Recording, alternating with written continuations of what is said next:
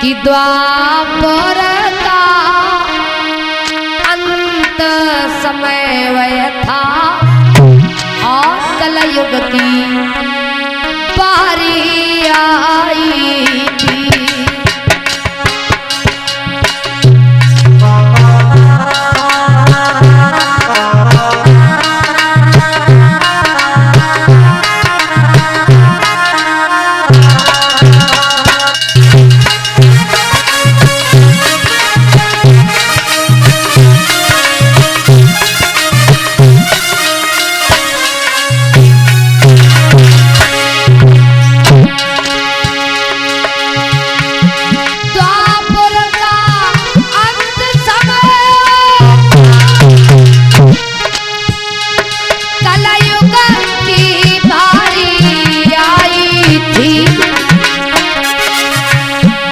मानो चुकचूती डूबता था दुख में अंधियारी छाई थी।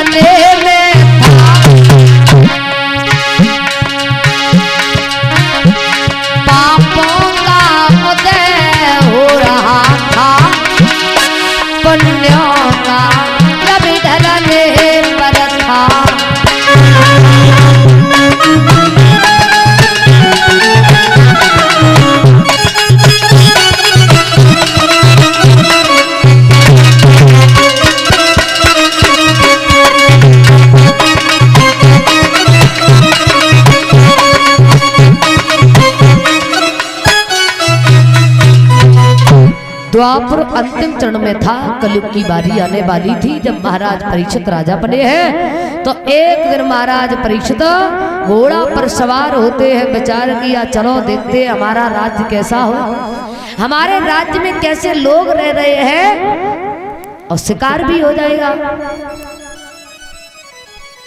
घोड़ा पर सवार होकर के महाराज परीक्षित आगे बढ़े हैं तो क्या देखा है कि सामने से एक गाय आ रही है, हाँफती हुई टकराती हुई, और उनके पीछे लंगड़ाता हुआ एक बैल भाग रहा है और उनके पीछे काला कलूटा चांडाल हाथ में मूसल लिए हुए भाग रहा है। जैसे ही महाराज परीक्षित की नजर पड़ी है तो उस गाय पर हाथ फेरने लगे हैं। तो गाय ने कहा कि मैं आपको जो गाय दिखाई दे रही हूँ, लेकिन मैं गाय नहीं, मैं पृथ्वी हूँ, रसातल के लिए जा रही हूँ। क्यों? तब तक धर्म आगे बढ़े। कहा महाराज मैं जो आपको बैल दिखाई दे रहा हूँ, लेकिन मैं बैल नहीं, मैं धर्म हूँ। और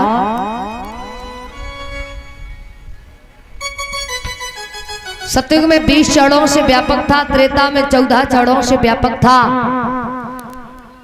और द्वापर में 12 चरणों से व्यापक था। लेकिन जब से ये कलयुग आया है, इसने आते ही आते भाला तान दिए, हमारे 4 पैरों को भी तोड़ दे रहा है। धर्म आगे बढ़े हैं। कहा कि महाराज कलयुग जब आएगा निश्चित रूप से पाप होंगे, कोई बेटियां नहीं मानेगा, कोई धर्म नहीं मानेगा। जब हम लोग धर्म की चर्चा करेंगे, धर्म की बात करेंगे तो लोग ठिल्लियां उड़ाया करेंगे। और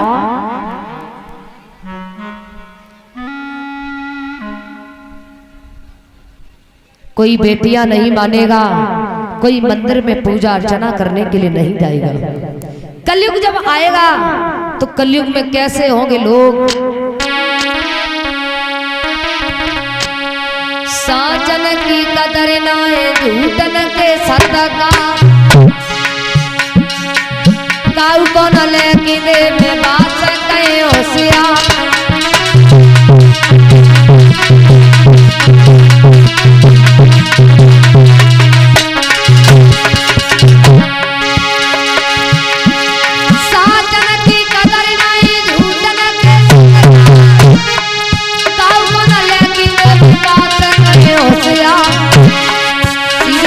भोले भाले चलो कहे कमाल साहू को बतावे चोर चोर बने साहूकार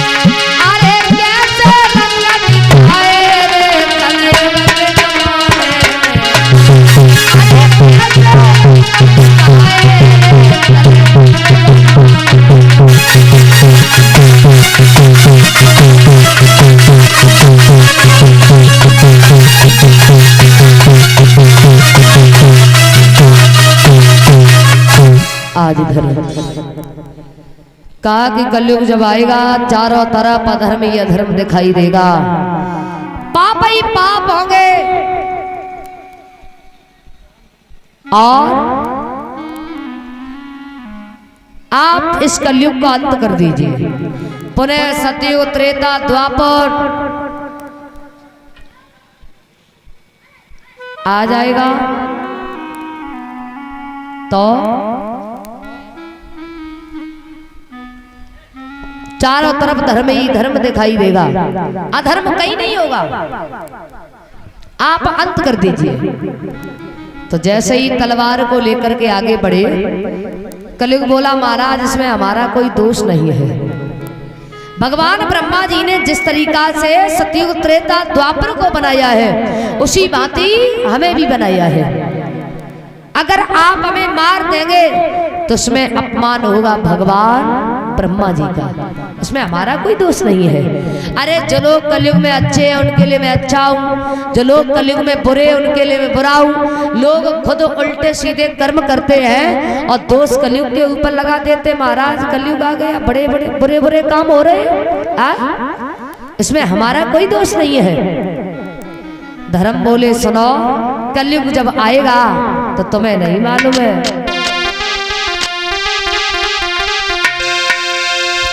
अरे पाप हुई कलयुग में,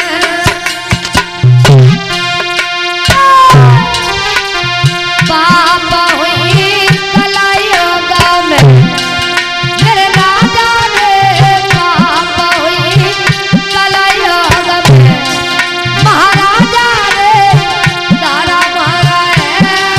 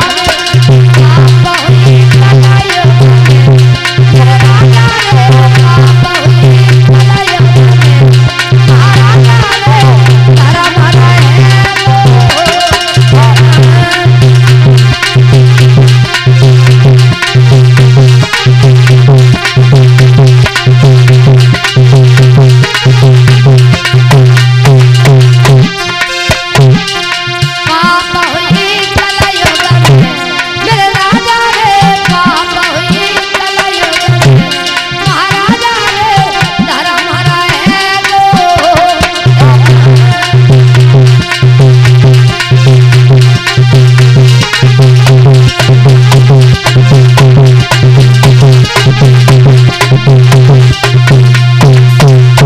आज इधर कहा है कि कलयुग जब आएगा निश्चित रूप से पाप होंगे, तो सुने के बातें धर्म की भूप गए दहलाए, अरे ते गाले की आंत में कही तुरंत समझा। आज तलवार को हाथ में लिया आगे बढ़े हैं, मारने के लिए उद्यत हुए, तो कलयुग हाथ जोड़ करके खड़ा हो गया। कहा महाराज भगवान ने गुण अवगुण सुख दुख ये तो सभी को दिए हैं, और हमारे अंदर भी अगर कोई अवगुण है तो उसमें हमारा कौन सा दोष है? कस्तूरी में दोष जो बुरंग ने लाई है, अरे सोना में है दोष जो सुगंध नहीं लाओ है, राम में है दोष जो बनारी की नाक काटी,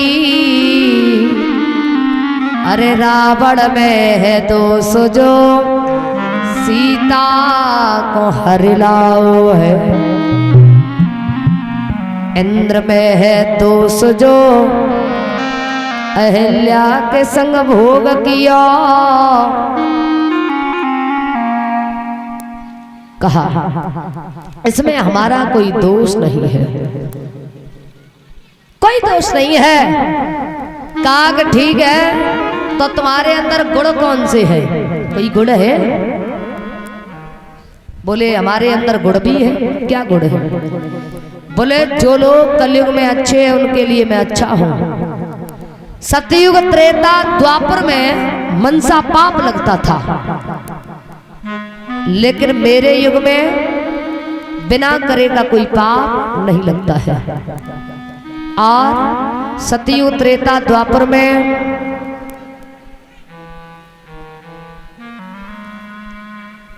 लोग हजारों वर्ष भजन किया करते थे, तब किया करते थे, लेकिन फिर भी उन्हें भगवान का दर्शन नहीं होता था।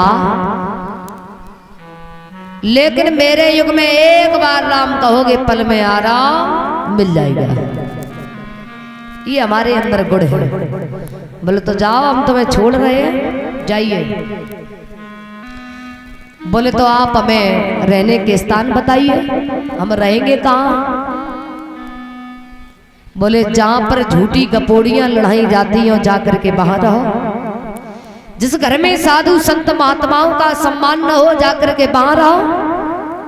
और जिस घर में भगवान का भजन न होता हो जाकर के बाहर रहो। जहां पर लोग जुआ खेल रहे हो जाकर के बाहर रहो। जहां लोग शराब का सेवन कर रहे हो जाकर के बाहर रहो। जहां वेश्याएं नृत्य करती हो जाकर के बाहर रहो। कहा सुनो कि जिस जगह जुआ की बाजी हो और झूठी कपोड़ियां चलती हो,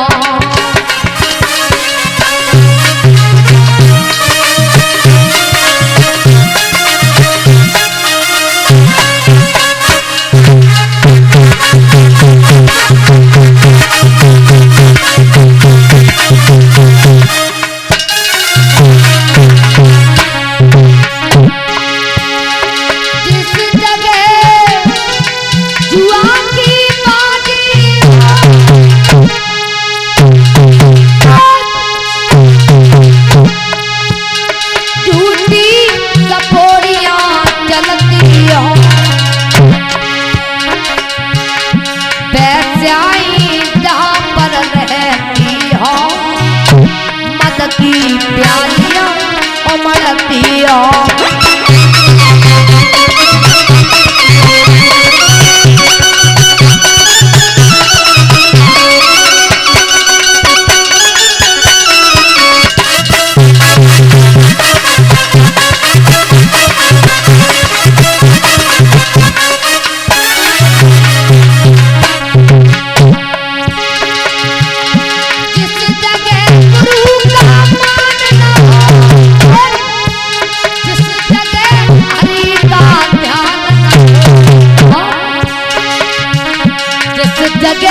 स्वर्ग की कांति रहे, उस जगह तेरा निशान रहे।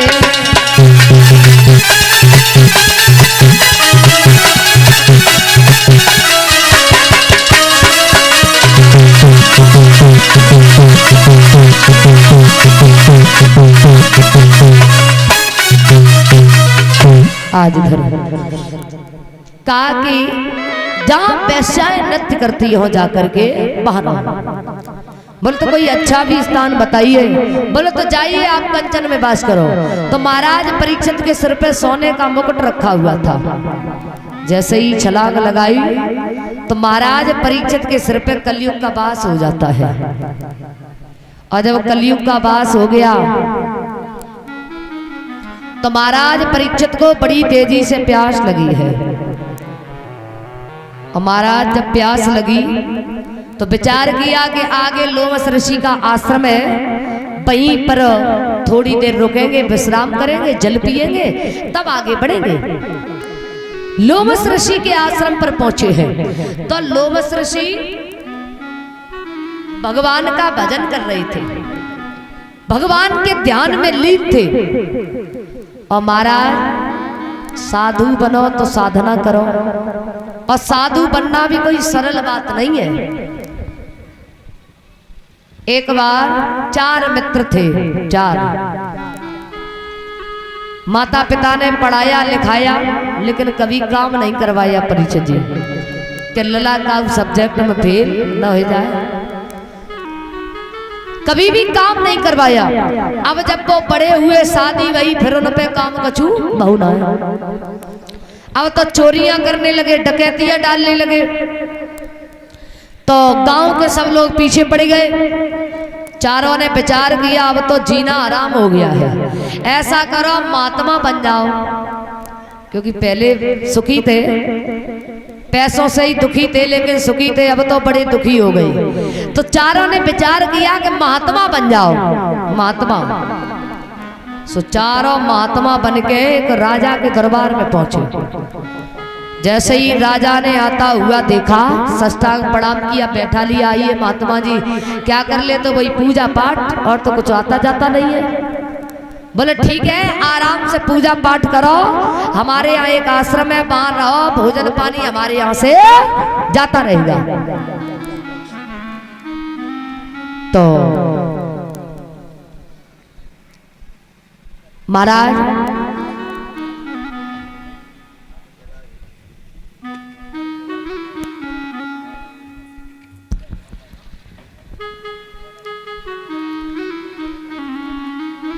चारों महात्मा जाकर के पहुंचे। तो सुबह जैसे ही हो पूजा पाठ करे, अब मंत्र अंतर कुछ मालूम ना है। सोचने लगे अब क्या करें, रोजाना पूजा करनी पड़ती है, मंत्र भी बोलने पड़ते हैं, तो मंत्र कुछ मालूम ना है। एक बोले भैया हमने तो अपना मंत्र बनाए लो, का कि हम सुखी बच्चे दुखी, ओम गणपते स्वाहा। यानी कि हमें तो राजा के और चैन से मिल रही, बच्चे जैसे होंगे वैसे बने रहेंगे।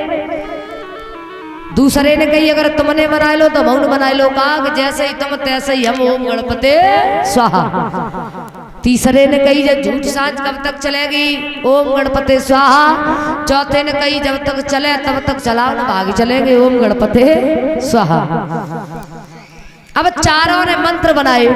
अब रोज सुबह जब पूजा करवे वो बैठे तो जय मंत्र बोलो करे।